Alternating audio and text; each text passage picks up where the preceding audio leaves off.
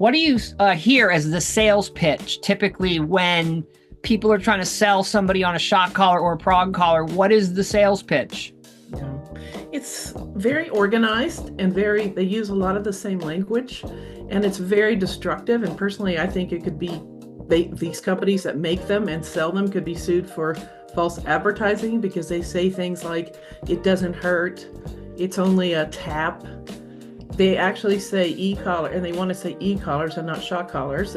Hey, what's going on, everybody? Dog trainer, behavior technician Drayton Michaels bringing you a video today discussing the lawsuit against PetSafe and Radio Systems, companies that make, sell, and market shock collars claiming they don't hurt. Guess what? They got sued for false advertising. We've been trying to tell you this.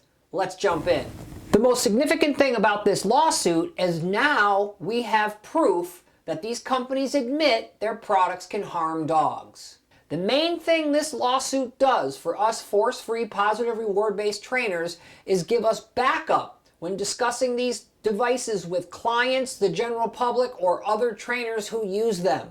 PetSafe and Radio Systems didn't admit to any wrongdoing, but they did admit to do an out-of-court settlement for $1.9 million.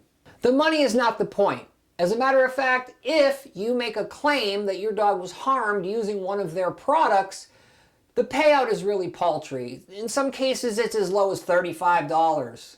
So it's not about that. What it's about is making sure we get this information out to people so that they're aware that these companies are lying to you, that shock collars do cause harm, both physically and psychologically, to dogs. The significance here is this is another feather in our cap. It's another advancement on the chessboard to get these devices banned in America. They should not be made available to the general public because there is a major risk factor that could cause dogs to be hurt physically and psychologically. Pain trainers can no longer claim that these shock collars do not cause harm. They absolutely do.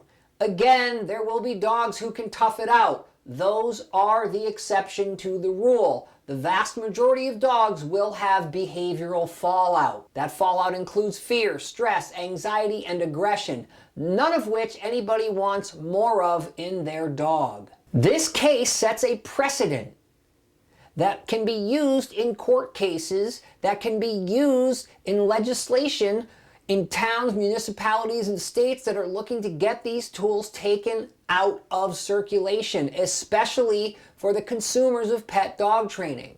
If they cannot be used, then they can't be sold. If they can't be sold, then we have a victory. It's that simple. In my film, The Price of Pain, where I talked to dog guardians and dog professionals, I spoke with Annie Phoenix, who is a professional in dog training and has been doing this a long, long time. And we discussed that these companies are lying and that they might be sued. Well, guess what? Here we are. Fast forward, the film came out in April, and now this lawsuit comes out in November of 2025. So it didn't take long for that prediction to come to fruition. What do you hear as the sales pitch typically when people are trying to sell somebody on a shock collar or a prong collar? What is the sales pitch?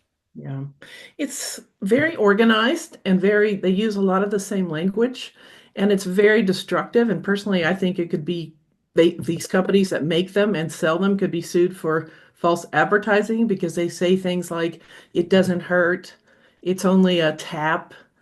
They actually say e-collar, and they want to say e-collars and not shock collars. Make this video go viral. This is not getting a lot of media attention, understandably. There's a lot going on in the world, and most media outlets really don't care about dogs or the problems that us positive dog trainers have to deal with all the time, which is dogs being harmed by shock collars. Make this go viral. Let people know that this happened because it is proof of what we have been saying, that shock collars harm dogs. Thanks for tuning in. I really appreciate it. Make this video go viral. We need consumers of pet dog training to understand that if you use a shock collar, you could harm your dog and they may not come back from it.